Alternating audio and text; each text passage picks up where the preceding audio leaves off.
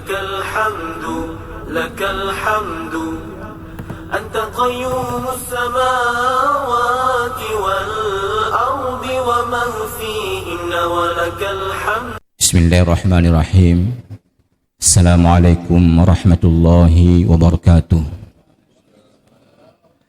الحمد لله نحمده ونستعينه ونستغفره ونعوذ بالله من شرور أنفسنا ومن سيئات أعمالنا. من يهد الله فلا مضل له ومن يضلل فلا هادي له. اللهم صل وسلم وبارك على هذا النبي الكريم سيدنا محمد وعلى آله وأصحابه أجمعين.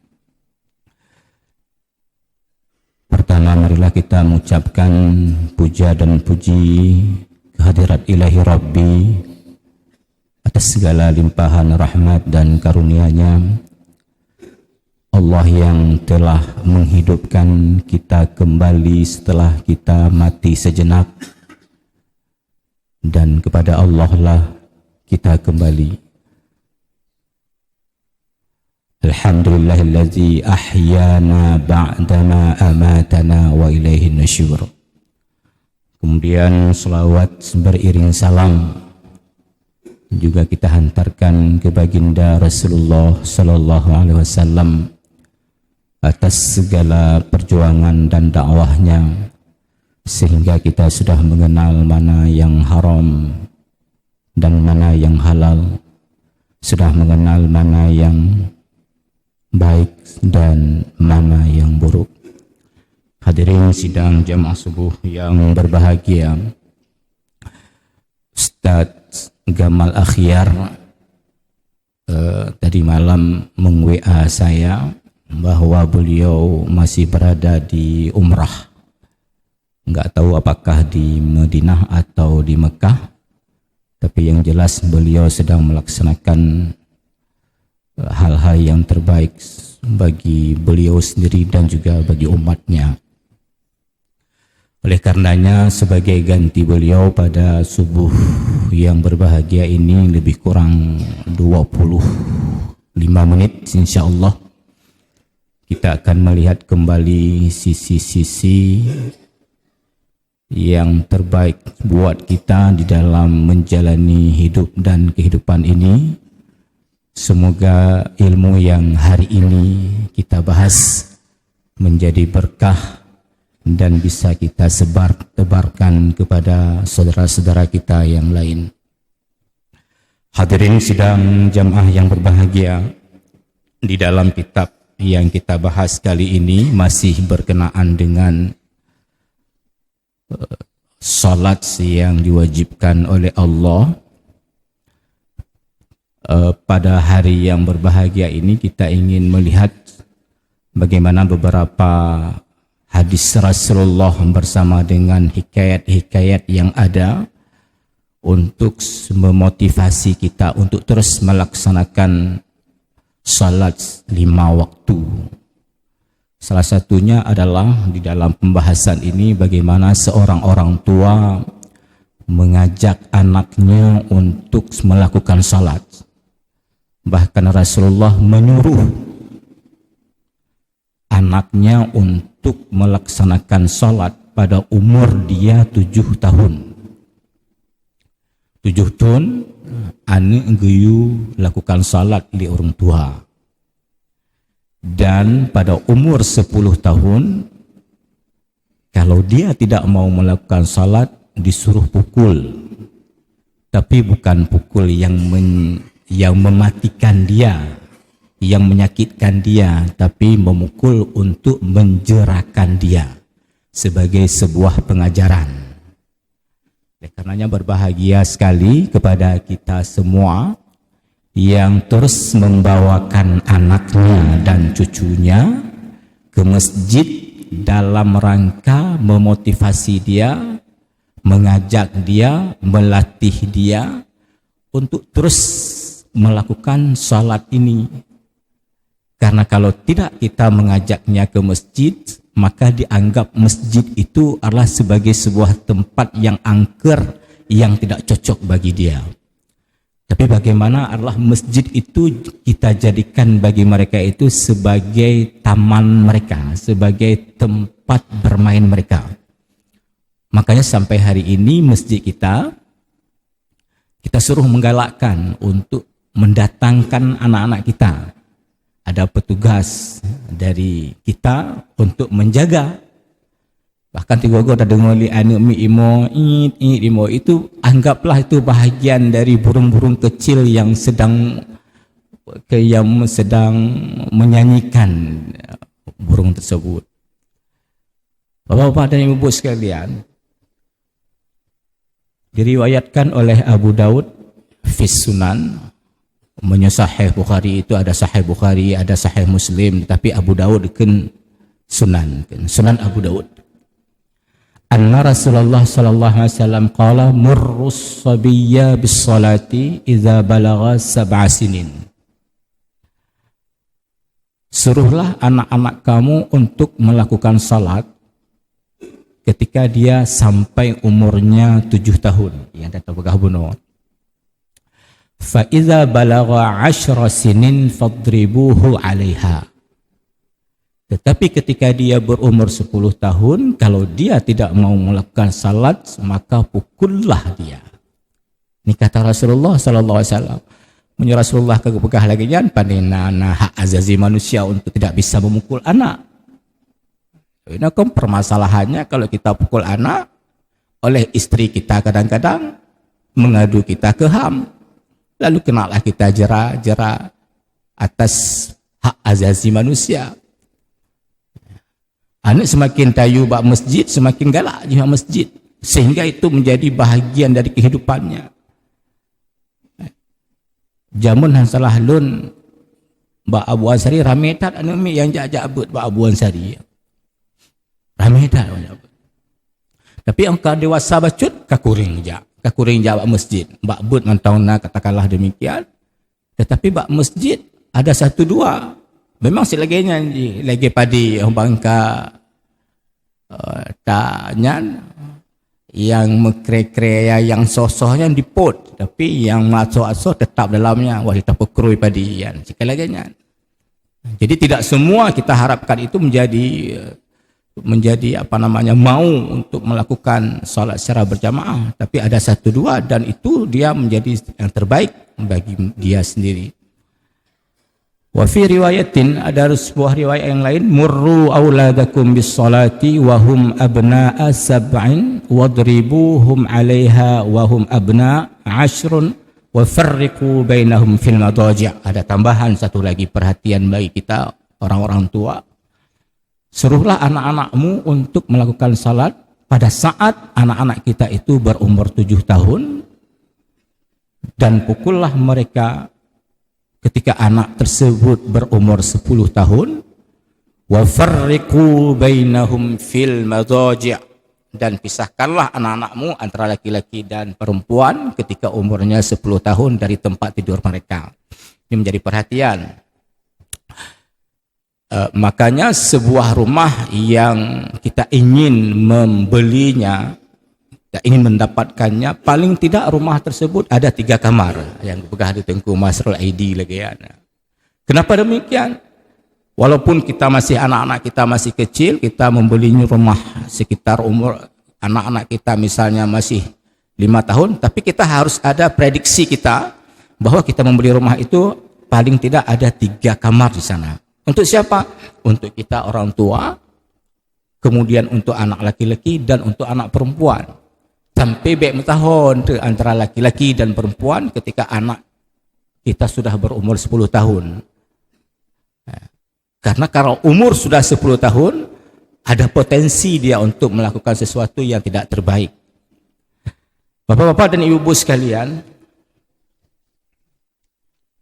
satu hikayah ini bagus juga cerita untuk memotivasi kita. Ruwiya anna imra'atan min bani Israel ja'at ila Musa alaihi salam. Belum terjemahkan lebih kurang. Diriwayatkan bahwa seorang perempuan dari Bani Israel ja'at ila Musa alaihi salam. Dia datang kepada Nabi Musa alaihi salam. Faqalat ya Rasulullah, dia berkata, wahai Rasulullah, inni aznabtu dzamban 'aziman wa qad tubtu minhu ila Allah taala. Wahai Rasulullah, sesungguhnya saya sudah melakukan dosa yang sangat-sangat besar. Dosa besar. Wa qad tubtu minhu ila Allah, dan saya telah melakukan taubat kepada Allah.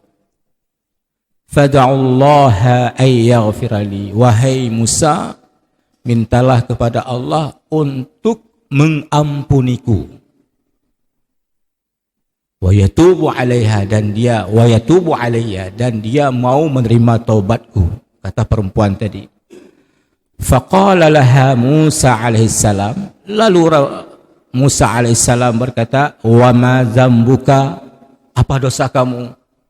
Apa dosa yang telah kamu lakukan sehingga kamu mengatakan itu adalah dosa yang sangat luar biasa besarnya?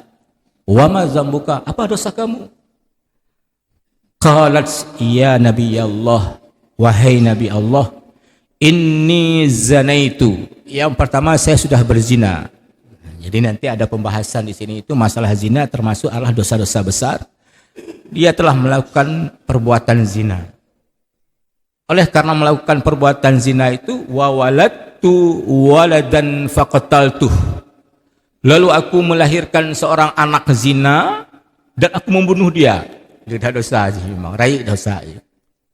Yang pertama dosa berzina, yang kedua lih berzina pohaneng, dan itu sudah biasa. Rupanya kejadian seperti ini sampai hari ini ada. Betapa kita melihat jabang bayi tersebut dibuang di sesampah, dibuang di depan rumah. Ada yang masih hidup, yang sempat dilihat oleh orang lain, diambil anak tersebut, dibawa ke rumah sakit. Ada orang yang ya coan dengan. Tetapi ini kejadian ini memang apa yang kada terjadi dulu sampai orangnya nah lagi kan. Faqataltu, lalu aku membunuh dia. Faqala laha Musa alaihi salam, ukhruji ya fajirah. Lalu Musa alaihi salam geken ba ore nang ukhruji ya fajirah, guna ke jabar Rasulullah mungkin di rumah di Nabiullah Musa alaihi salam di dalam rumah. Ambang tepe lagi nya Nabi Musa kan ukhruji ya fajirah. Tebikah bengeh Musa alaihi salam. Dan dia memanggil dengan ya fajirah. Ya fajirah ini adalah sesuatu panggilan yang sungguh tidak enak didengar. Fajirah itu yang berbuat mungkar, yang berbuat tidak baik, yang berbuat suatu kehinaan. Disebutlah dengan ya fajirah. La tanzalu naran minas sama fatahraqna bisyu'mika. Tidak turun, Nabi Musa, tidak turun api dari langit sehingga kami terbakar hanya karena ulahmu. Kata Nabi Musa AS, gedut urinongnya. Fakharajat min indihi munkasiratul qalbi. Lalu dia keluar dengan hatinya yang terluka. Hana keterimong di Nabi Musa. Menurut Nabi Musa kehang terimong berarti Allah juga tidak mau menerima taubat saya dan ampunan saya. Begitu dalam fikiran dia. Sambil dia keluar dari rumah tersebut, pecah hatinya, terbelah hatinya, karena Musa alaihissalam telah membentak dia. Fanazala Jibril alaihissalam. Lalu Jibril alaihissalam turun menghampiri Musa wa qala ya Musa Ar-Rabbu ta'ala yaqulu laka lima radatta at-taibata ya Musa. Wahai Musa alaihissalam kepada Jibril, Allah Subhanahu wa ta'ala berkata kepadamu, kenapa kamu menolak seseorang yang mau bertobat? Nanti hanik inang je kena bertobat. Hai Musa, apakah digata itu menolak tobat dia? Amma wajadta syarran minha. Adakah kamu tahu sesuatu yang lebih buruk, yang lebih hina, yang lebih jelek dari perbuatan dia? Kata Jibril. Dan tu Musa, Apa yang lebih buruk dari perbuatan hurina bunuh, yang ke berzina, yang ke membunuh anaknya? Siapa yang lebih buruk lagi dari perbuatan tersebut? Kata Jibril. Qala Musa, ya Jibril, wa man huwa syarru minha? Musa berkata, wahai Jibril, apa itu yang lebih baru, yang lebih buruk dari perbuatan itu? Yang lebih hina dari perbuatan itu? Apa ya Jibril?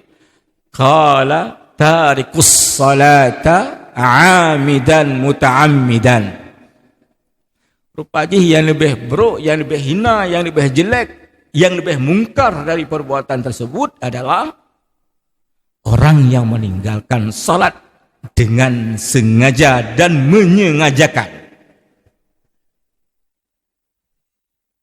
Hadirin sidang jamaah yang berbahagia, orang yang sengaja meninggalkan salat tanpa ada uzur, misalnya ada uzur, apakah dia lupa, apakah dia sangat sibuk. Rasulullah SAW pada suatu waktu datang para sahabat yang meminta fatwa kepada Rasulullah. Lalu Rasulullah tidak sempat melakukan salat sunat ba'da zuhur karena beliau itu disibukkan oleh orang lain, oleh sahabat yang lain yang terus bertanya, yang terus meminta pendapat. Tapi salat sunat ba'da zuhur. Kemudian karena sibuknya kita mau untuk wate asar. Baik, kita mau wate asar, lalu Rasulullah melakukan pekerjaan salat sunat ba'da zuhur itu adalah setelah waktu asar. Setelah ba'da asar, dia melakukan menggantikan kembali sesuatu yang tertinggal, karena Rasulullah di dalam melakukan salat sunat itu selalu mendawamkannya, selalu meneruskannya, selalu menetapkannya. Lalu Rasulullah melakukan salat setelah asar, tetapi sebagai ganti salat sunat ba'da zuhur. Ya, Rasulullah hanya pada tataran salat sunat, tapi gantokannya pada waktu yang lain. Hadirin sidang jemaah yang berbahagia, apalagi yang hari ini saudara-saudara kita, teman-teman kita, yang hari ini memang tidak ada kehuzuran apa-apa, tidak ada syughul dia, tidak ada kesibukan dia, tidak sakit dia, dan tidak apa-apa dia, tapi mereka rela meninggalkan salat dengan sengaja. Allah berkata, wasta'inu bis-sabri was-salah. Minta ampunlah kamu, minta tolonglah kamu dengan sabar dan salat. Wa innaha lakabiratun illa 'alal khashi'in. Memang salat itu berat salatnya. Allah sendiri mengatakan, wa innaha lakabiratun illa 'alal khashi'in. Sesungguhnya salat itu amat berat. Begah dia Tuan Masrul Baroyan, bahwa ada beberapa kata itu yang menunjukkan bahwa itu penguatan. Wa innaha, sesungguhnya salat itu lakabiratun, sesungguhnya itu berat. Nya lagi tanya tajak subuh, berat kan? Mesoso anak, mesoso sinyak datang berdoh lagi. Sementara kawan-kawan kita kan ada enak tidur di atas spring bed, ada AC yang dingin, dan sebagainya. Jadi oleh karenanya hadirin sidang jamaah yang berbahaya, kembali ke yang tadi, siapa yang lebih buruk? Qala tarikus salata amidan muta'amidan. Satu lagi hikayat. An ba'dus salafi annahu ata ukhtan lahu matat. Ada seseorang, ini cerita dari ulama-ulama salaf, ada seorang laki-laki yang meninggal, yang saudara perempuan dia itu telah meninggal. Jadi ata ukhtan lahu matat, dia mendatangi seorang perempuan yang dia telah meninggal, artinya dia pergi menguburkan perempuan tersebut, atau tidak menguburkan tapi dia pergi ke kuburan. Fasaqata kaisu minhu fihi. Lalu orang laki-laki ini tertinggal dompet yang di dalamnya ada harta. Lihat harta di dalam dompet tersebut. malun fi qabriha, ada tertinggal dompet di dalam kuburnya. Mungkin waktu menggali perempuan tadi, kemudian tertinggallah dompet tersebut di dalam kubur perempuan tadi. Falam yash'ur bihi ahadun hatta insarafa an qabrihi, tidak ada seorang pun yang tahu bahwa dia itu tertinggal dompetnya di dalamnya. Summa zakarahu faraja'a ila qabriha, kemudian dia baru mengingat, mah dompet don kedua don. Lagi tanya cik nak, dompet don kedua pat tinggal. Ya Allah, di dalam kubur tertinggal dompet. Seperti hari ini kita juga sesuatu yang tertinggal biasanya kita teringat waktu melaksanakan salat, yang pama enggak ingat. Kadang-kadang enggak terasa kita ketamat kantong, laginya mak kantong. Rupanya dia itu dalam hatinya, pat ada kunci lon, roh deman kantongnya. Itu bahagian dari ketidakkhusyukan salat itu sebenarnya. Jangan temat nikinya. Berarti padahal ndak ada gatal, ndak ada apa-apa, ndak ada garuk-garuk dia. Tapi temannya yang pertanda sebagai sesuatu yang dia tidak khusyuk salatnya, teringat pernah kantong, pernah lencok nak kunci don bak Honda dan sebagainya. Baik. Fanabashahu ba'dama insarafan nas, lalu dia menggali kubur itu tersebut setelah manusia-manusia yang lain sudah berpulang, sudah kembali ke tempatnya masing-masing. Fawajadal qabra yash'alu 'alaiha naran, lalu dia mendapatkan kubur tersebut menyala api di dalam kubur tersebut. Ibu dah hapui. Faraddat turaba 'alaiha, lalu dia menguburkan kembali mayat tersebut.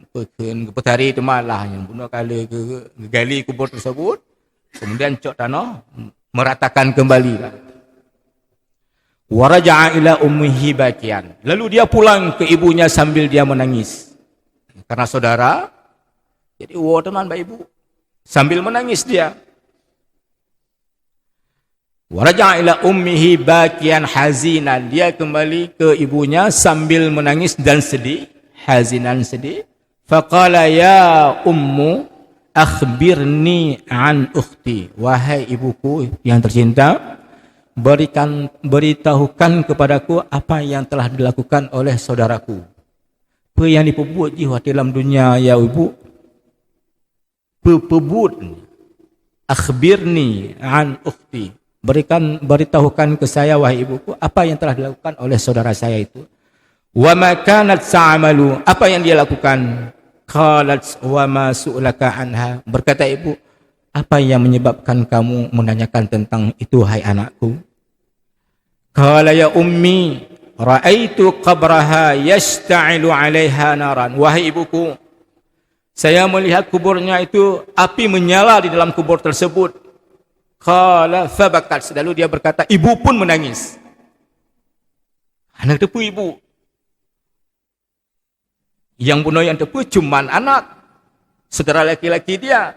Tapi ketika dia memberitahukan kepada ibunya, lalu ibu pun menangis. Qala fabakat, dia berkata, lalu ibu pun menangis.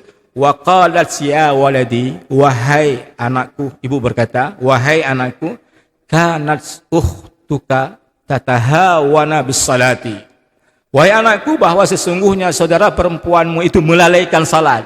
Melalaikan salat, dia masih bukan di dalam waktu lagi.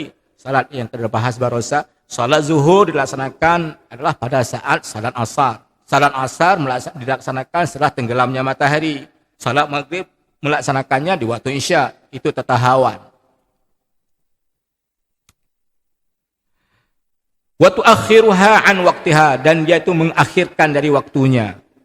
Fa hadza halun man yuakhiru shalah an waqtiha. Itu pengajaran bagi kita. Dikatakanlah oleh pengarang kitab ini, fa hadza hal man yuakhiru shalah. Ini adalah keadaan orang yang dalam kubur tadi tersebut dibakar dan sebagainya. Ini adalah sebuah keadaan yang dia itu mengakhirkan salat. Pengajaran kepada kita, an waqtiha, fa kaifa halun man la yusalli, bagaimana lagi keadaan ketika dia tidak melakukan salat. Orang yang salat mentong tetapi dia mengakhirkan dari waktunya, begitu diazab oleh Allah di dalam kuburnya. Fa kaifa haluna man la yusalli? Bagaimana dengan keadaan kita yang pada hari ini kawan-kawan kita tidak melakukan salat? Fa nas'alullaha ta'ala ay yu'inana 'ala al-muhafazati 'alaiha an aqwatiha innahu jawadun karim.